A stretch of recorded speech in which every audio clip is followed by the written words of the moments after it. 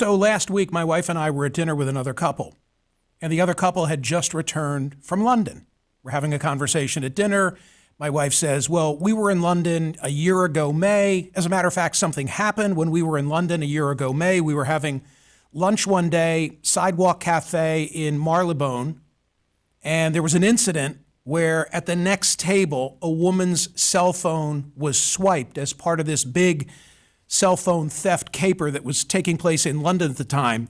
But thankfully, we were having lunch with Scott Galloway.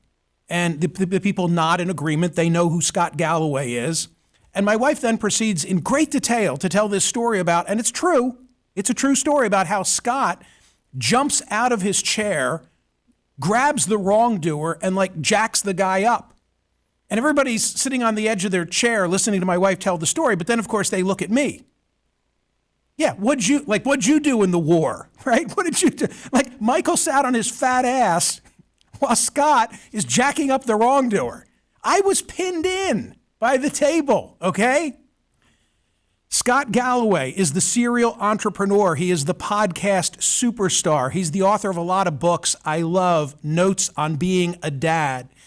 And he's here now. Your ears should have been ringing with her recounting what happened that day in London. Well, first off, it's always good to be with you, Michael. And you're being generous. I jumped up because I didn't know what was going on. Nope. It was more panic than else. But anyways, appreciate you having me on. So tell me about this campaign. People are upset about ICE. People are upset about those two killings in Minneapolis. You're taking it to a new level. There is a website that I want people to check out. It's called resistandunsubscribe.com. What's the motivation behind it? And then I want to speak specifically about what you're advocating. Well, at some point you think, okay, I need to do more than just heckle from the cheap seats. And also, I've had trouble disassociating from what I think is an attack on American values, and the idea of a mass secret police is really rattling to me. And my friend Dan Harris at 110% Happier says action absorbs anxiety. And I think I stumbled onto something as someone who likes to think they understand economics and consumer behavior. I think protests are really powerful. I think reducing a labor strike is powerful. But I think both these things take a tremendous amount of sacrifice and sometimes end up being more cinematic than effective. And what I've noticed about the administration, and when it walks back certain policies, it all reverse engineers to one thing, and that is specifically the markets. This isn't about ideology, it's about math, and that whether it's walking back threats to annex Greenland or walking back tariffs, it always happens after one thing, either the bond market or the S&P crash. So I thought, okay, if the quickest way to send a signal is through some sort of market disruption, what is the most efficient, lowest cost, lowest friction way to create a disruption in the markets? And it's to go after the subscription-based revenues of the 7 or 10 companies that now account for 40% of the S&P. So you can take a Saturday and protest, and I honor those people. I think it's tremendous. You can try and reduce your grocery spend. But if you were to cancel, say, your ChatGPT subscription, they're raising money at 40 times revenues.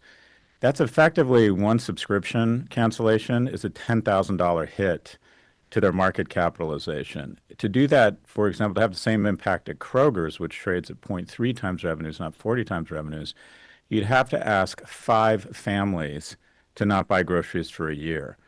So I'm trying to come up with an elegant way that's the maximum ROI on consumer effort and disruption to the impact it has. And I came up with this idea and I created a website, Resist and Unsubscribe, or Unsubscribe February, where I give a list of all these companies and show just how easy it is to go from 5 streaming platforms to 1, to 2 ride-hailing programs to 1, to 2 LLMs, AI LLMs to 1, and the impact I think we can have if this gains some momentum. Hey gang, Parx Casino, the one and only online sportsbook and casino app that I use and recommend. They've got you covered for the big game, which is Sunday. Holy smokes. It is Sunday. Seattle, a favorite against New England. All new and existing BetParx customers earn 1 entry for a chance to win season tickets on every $25 bet they make on the big game. Your big game wagers get you entries for a chance to win season tickets on your home state's pro football team for all BetParx new and existing customers. We're talking Pennsylvania, New Jersey, Maryland, or Michigan. In other words, you can win season tickets to the Birds in Philly, the Black and Gold in Pittsburgh, Detroit Pro Football, Baltimore Pro Football. 50 BetParks users across all states are going to be randomly drawn to receive BetParks bonus bets, and one grand prize winner will receive season tickets to their local pro football team. Terms and conditions apply. See betparks.com. You've got to be 21 and located in Pennsylvania, New Jersey, Maryland, or Michigan. Gambling problem, call 1-800-GAMBLER. It's the big game season ticket giveaway from BetParks. The idea being the only way you get President Trump's attention is through the wallet. Now, it's not just the president. The greatest political action in terms of size and speed was exactly 6 years ago, Q1 2020.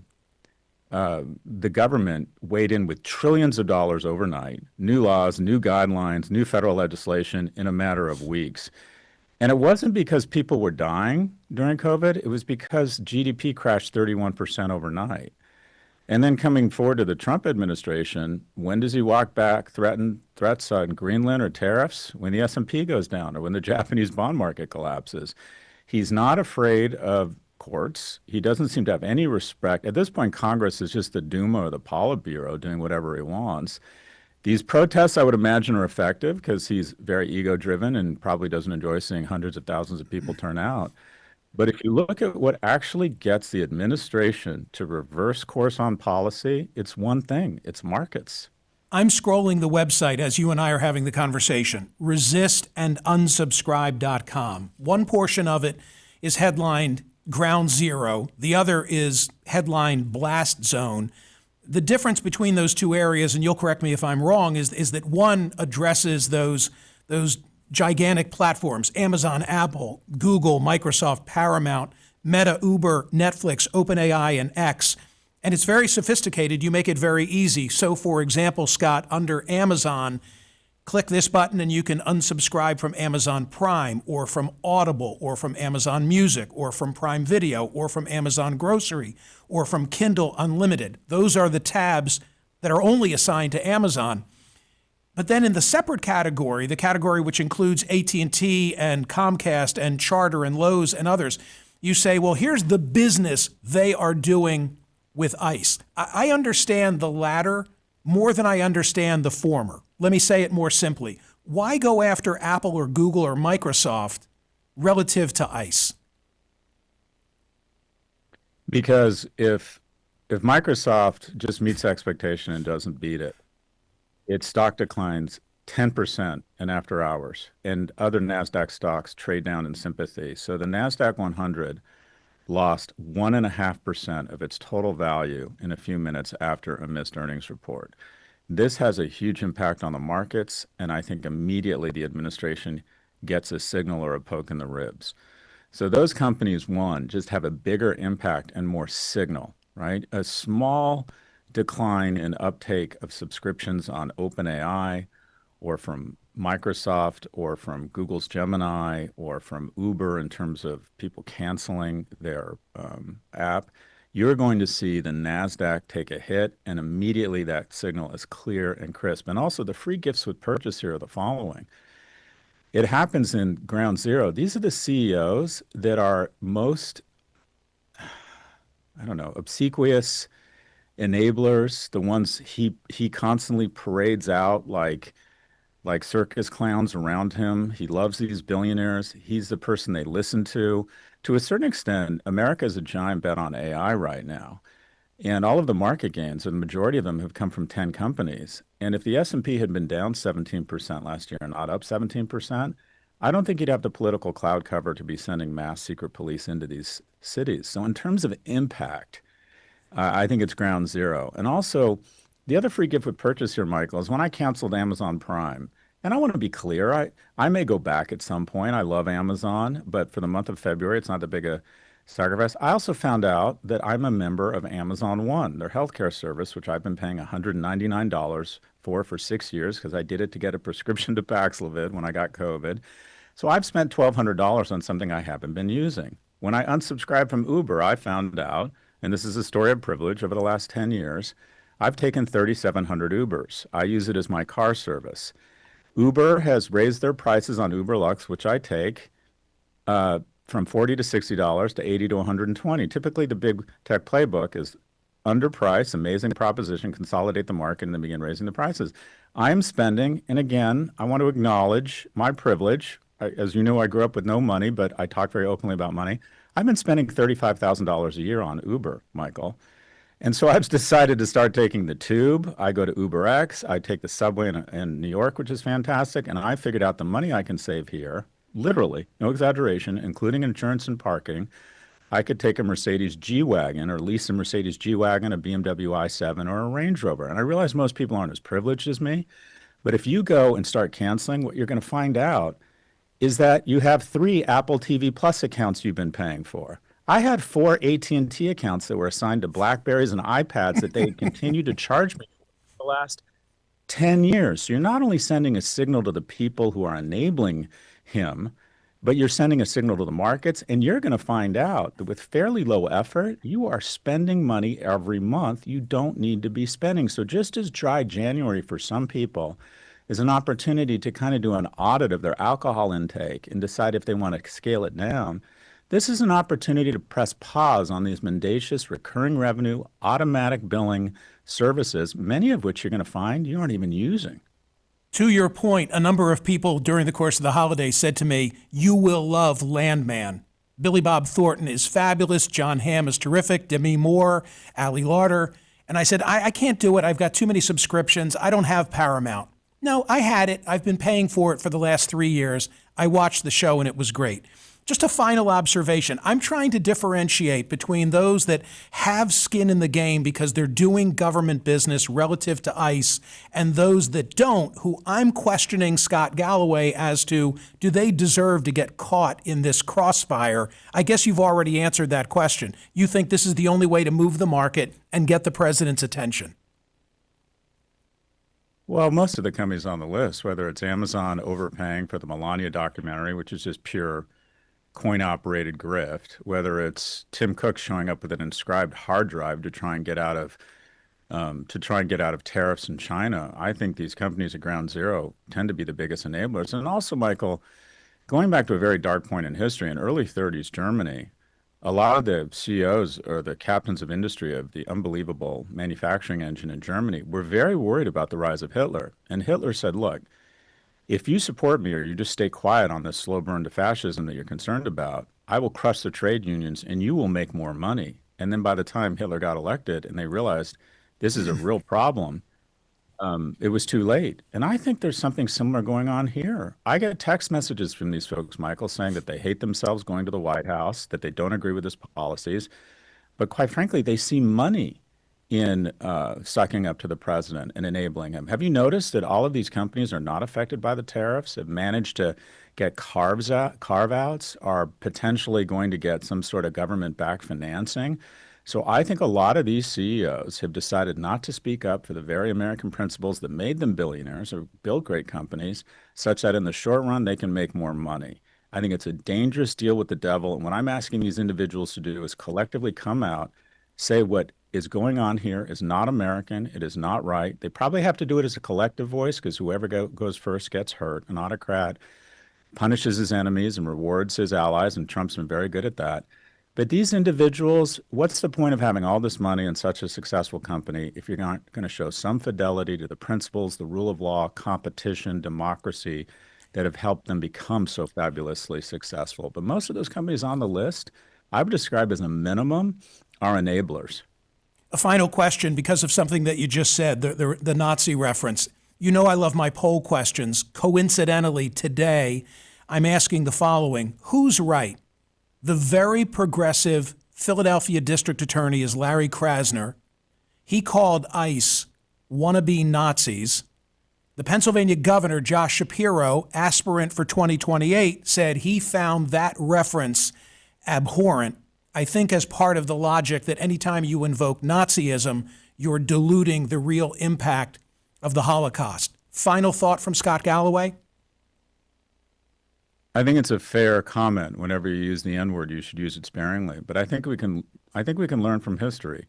Germany, if historians were to evaluate the most progressive enlightened societies over the last 200 years on average, they might pick Germany. Other than an 11-year descent into darkness, they were pro-immigration, huge appreciation for the arts, academia, democracy, and they descended into chaos because they didn't have institutions and leaders that pushed back on a slow burn into fascism. What do we have right now? We have sites where we're shipping sometimes U.S. citizens or people suspected of being illegal immigrants to places outside of our country such that they no longer are subject to the same protections as citizens. The technical term for that is concentration camps.